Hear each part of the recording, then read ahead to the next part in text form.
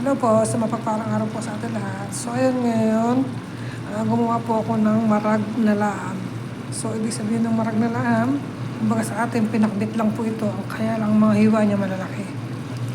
So hindi ko na napakita yung simula, pero ito ay simple lang gawin. Mag-isa lang kayo ng bawang, sibuyas, kamatis na binlen.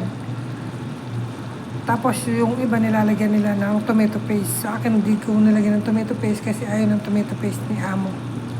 Kaya yung nagpapula lang dyan, yung kamatis na blend. Tapos yung karne niya, yan, pinalambot ko muna yung karne bago ko siya isinamas doon sa ginisa ko mga bawang, sibuyas, kamatis.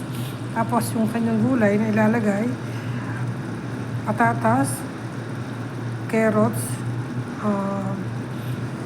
pumpkin, tsaka kusa. Tapos lagyan nyo lang siya ng kusbara sa taas. So ganyan lang. Lagyan nyo lang siya ng pampalasa, ng mga bakarap ng pang Saudi, asin, paminta, tsaka yung mga seasoning nila. So ganun lang po, napakadaling gawin ng ating laham marag. So pangalan nito, laham marag. So yun lang po ang ating masisya ngayon. God bless po sa atin lahat.